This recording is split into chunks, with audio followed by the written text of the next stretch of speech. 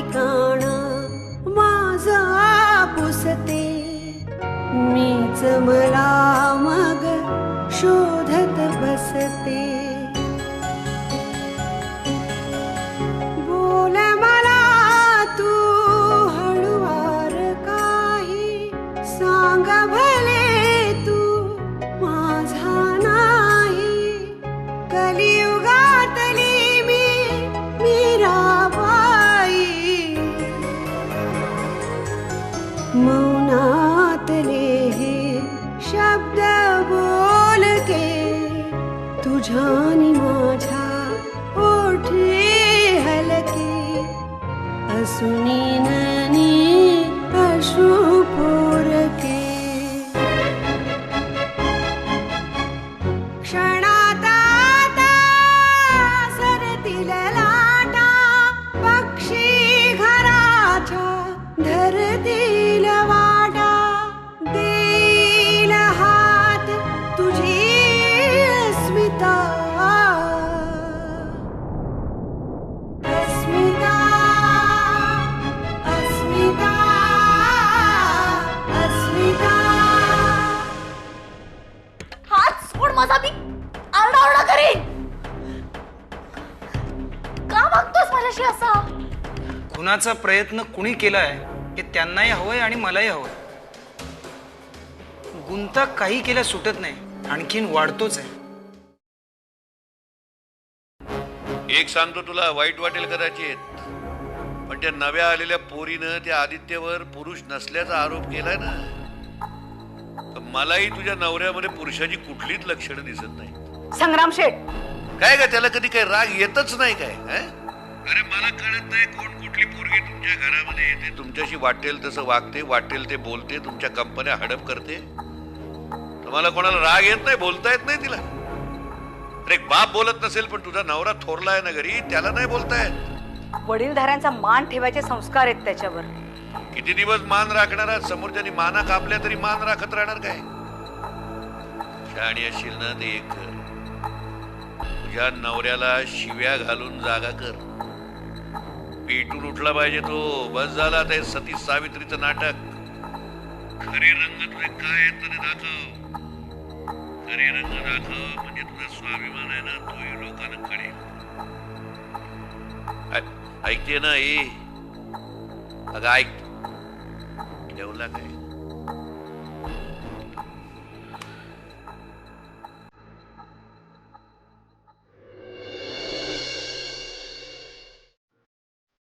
आदित्य,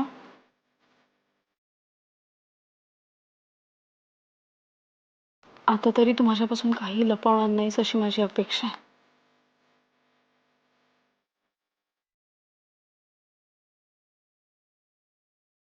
आज नवरा बायको म्हणून आपण खऱ्या अर्थाने जवळ आलोय. त्यामुळे आता आपल्या दोघांमध्ये कुठलीही गोष्ट लपवून ठेवायची नाही. सांगतोयस ना? तेजू,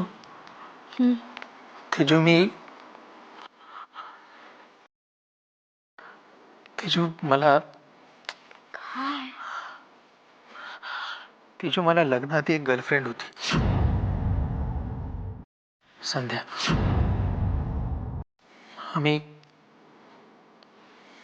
आम्ही खूप चांगले मित्र होतो. ठीक आहे ना, मग मैत्रीच होती ना तुमच्यात. पण मैत्री करण्यात काय वाईट आहे? तेजू, हां, माझ्या त्या मैत्रिणीला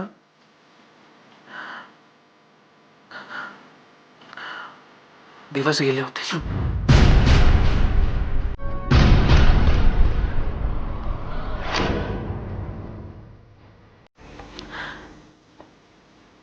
तेजू, मी खरं सांगतो, असं काही होईल असं वाटलं सुद्धा नव्हतं.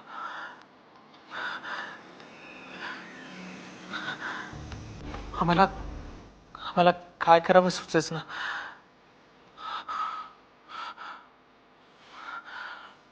म्हणून आम्ही घाईघाईत एक एक डिसिजन घेतला.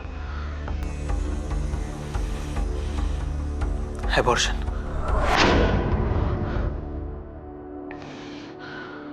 इथे कोणाला कळू नये म्हणून बाहेरच्या एका डॉक्टरकडून आम्ही ॲबॉर्शन करून घेतलं.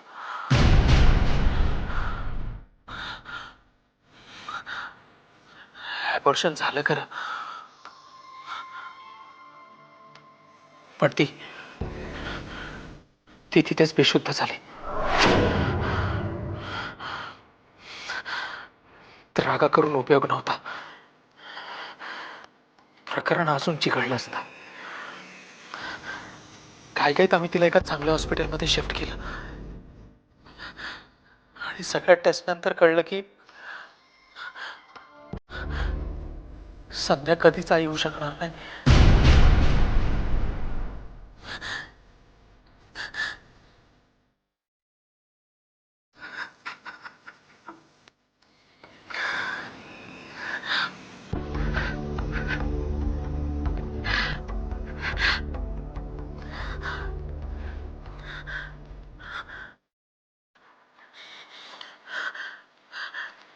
तिच्या या अवस्थेला मीच जबाबदार होतो. तिच्या आधी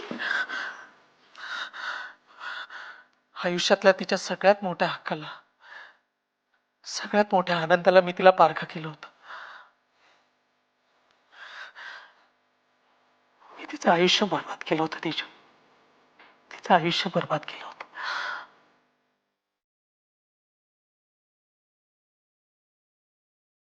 मी स्वतःचाच तिरस्कार करू लागलो. सल मला कायम बोचत राहायची.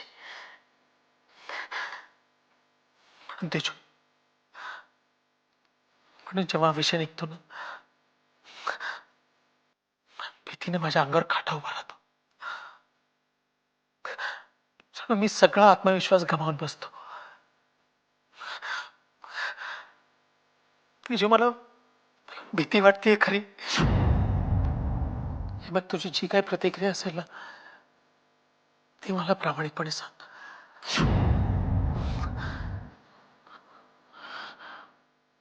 माझी ऐकायची तयारी.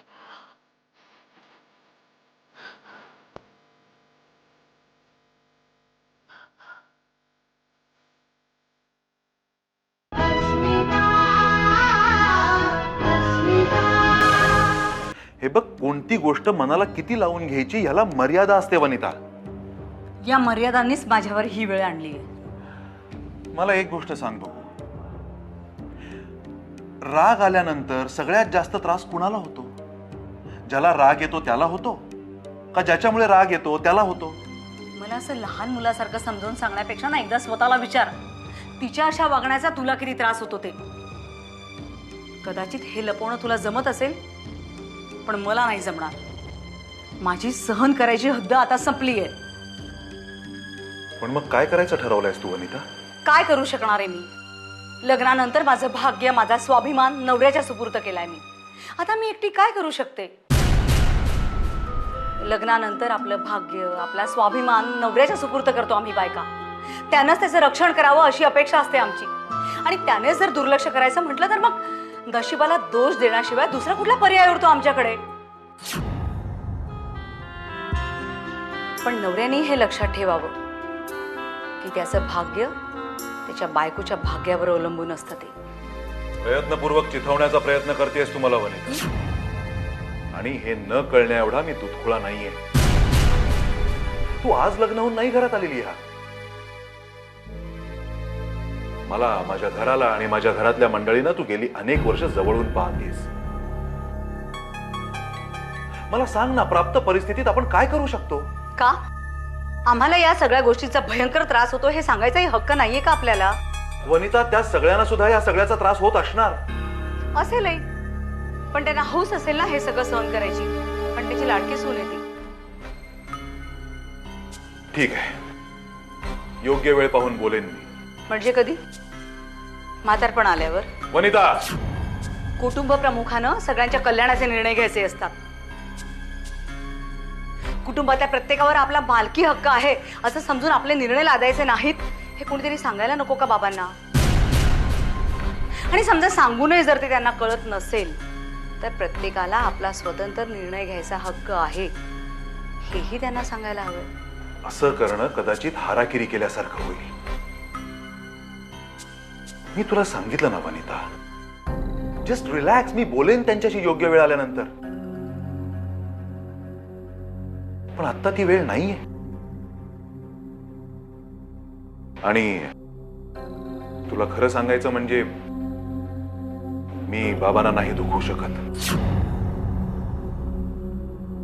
मला जेव्हापासून आठवतंय तेव्हापासून ह्या घरातले सगळे निर्णय बाबा घेतात आणि त्यांचा निर्णय अंतिम असतो वनिता.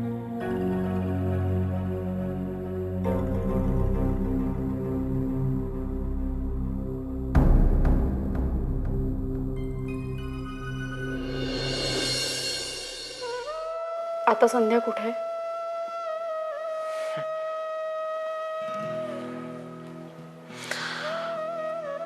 लग्न झालंय तिचं.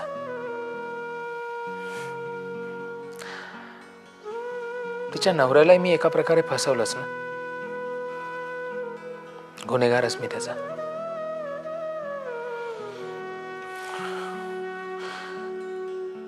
तेजू संध्या मला कधीच विसरू शकणार नाही.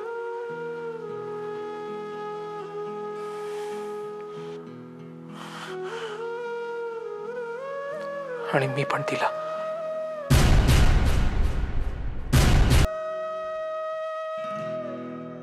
तुझ्याशी खूप खूप वाईट वागल्याबद्दल. तेजू,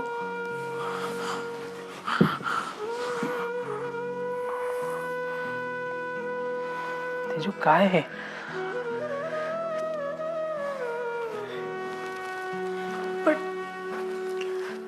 पण आदित्य, ह्या सगळ्या प्रकरणात तुम्ही एकटेच दोषी आहात असं मानून स्वतःला त्रास का करून घेतला?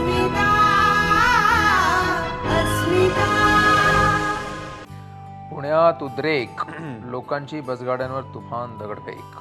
अरे काय त्याच बातम्या वाचतोस रे रोज? ह्याच्या पलीकडे काही असतं का दुसरं? असतं. काही नसतं. मी तुला सांगतो, हे SMS ऐक. अरे तुझे मेसेजेस सोड. हे बघ, हा आहे एक जोक्सचा कॉलम आणि पेपर मधले जोक्स दिव्य असतात. त्याच्यापेक्षा SMS बरे. ए दादा दादा, हा ऐक ना, हा खरंच सांग. बरं, ऐक ना, ऐक ना, हे बघ. तुम्ही काय एकदा दादा कोंडकेला एक माणूस विचारतो की का हो दादा, तुम्ही तुमचे कपडे कुठे शिवता? दादा, तुम्ही तुमचे कपडे कुठे शिवता असं तो विचारतो. त्यावर दादा काय उत्तर देतात? जिथे फाटले असतील तिथे. सिल्वर जुबिली आणि गोल्डन जुबिली केले. माईला हात मारू का? हो. दादा कोण काढायला तुमची. जरा आम्ही चांगल्या मूड मध्ये आहोत हे बघून लगेच दृष्ट लावायला आली बस. है ना? ही ना आमिषा म्हणजे ना. नाही रे दादा, मलाही घ्या ना तुमच्या. तुमच्या बिमच्यात काही नाही. तू एक काम कर, तू जरा चहा आण ना बनवून प्लीज. बराच वेळ झाला का चहा पिऊन सकाळचा. मला नाही येत चहा. काय?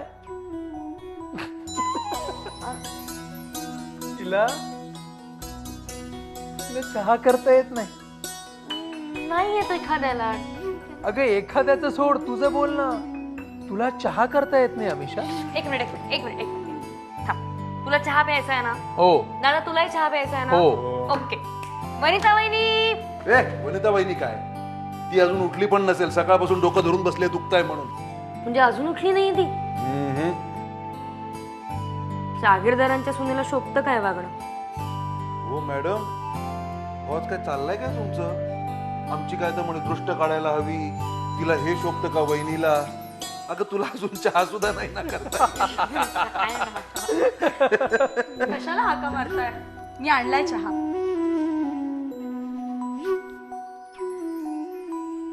सूर्यात पश्चिमेला उगवला वाटतं. तेजस्विनी वहिनीने चहा आणलाय करून. अमिषा,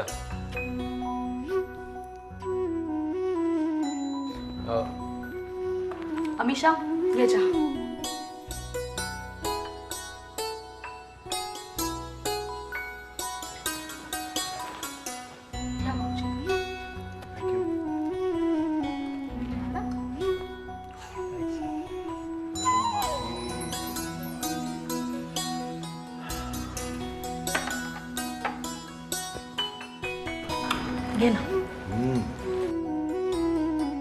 बहिणी चहा फक्कड बरं का, मस्त.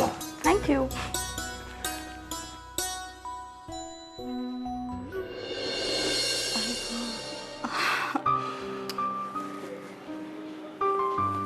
अगं आई ग, डोकं नुसतं ठणकतंय. हा? ज्यांचं डोकं दुखावं म्हणून नवस केले त्यांचं सगळं आलबेल चाललंय. माझ्या मात्र नसता डोक्याला ताप.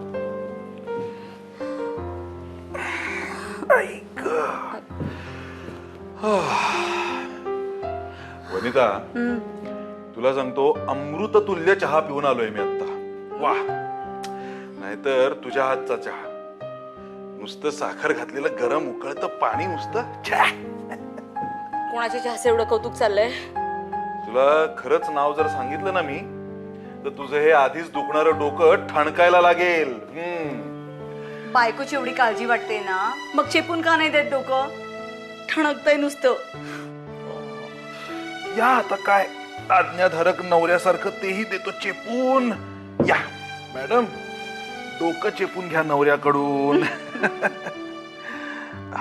इथे दुखतंय? बरं वाटतंय? आई ग, गुड. किती बरं वाटतंय.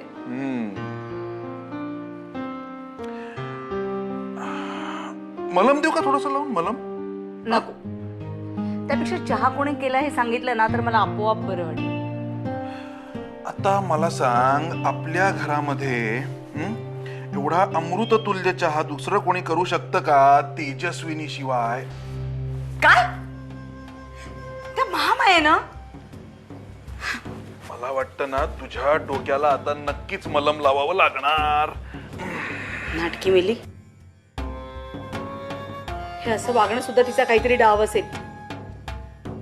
चांगलं वागून गोड बोलून उरलेली प्रॉपर्टी सुद्धा बळकवायची तिची इच्छा असेल. आणि तुम्ही जहागीरदार मंडळी ना, म्हणजे न गहात एक एक. कोणी काही केलं ना की पाघळात लागलीच. माझं काय म्हणणं आहे वनिता, तुला ना अर्धा रिकामा ग्लास बघायची सवय झाली आहे म्हणून तुला त्रास होतो. आमचं तसं नाही, आम्ही समाधान मानतो अर्धा भरलेला ग्लास बघूनच. आता मला सांग, आपला आदित्य एवढ्या दिवसांनी नॉर्मल माणसासारखा वागायला लागलाय, मला किती आनंद होतोय म्हणून सांगू तुला. खरंच. वर ते महामायेनं चहा पाजला, अमृत तुल्य. म्हणजे आता माईंचंही पायजबिनीवर नसणार. महामाया सून म्हणून घरात येते काय, कंपनीची अर्धी मालकीण होते काय, ऑफिसात जाते काय, प्रतिष्ठित घराण्याला कठपुतळी सारखी अशी बोटावर नाचवते काय. जर विचार करून नुसतं वेळ लागायची वेळ आली.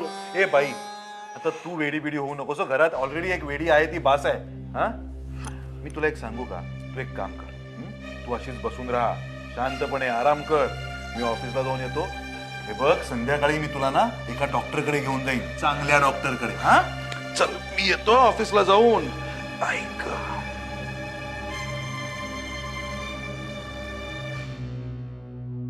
आता शांत बसून चालणार नाही. सगळेच फासे उलटे का पडतायत? या महामायेच्या मनात आहे तरी काय? काहीतरी करायलाच हवंय, नाहीतर ही सगळ्यांना देशोधडीला लावेल. Tejaswini, just wait. तू शेर तर मी सव्वा शेर.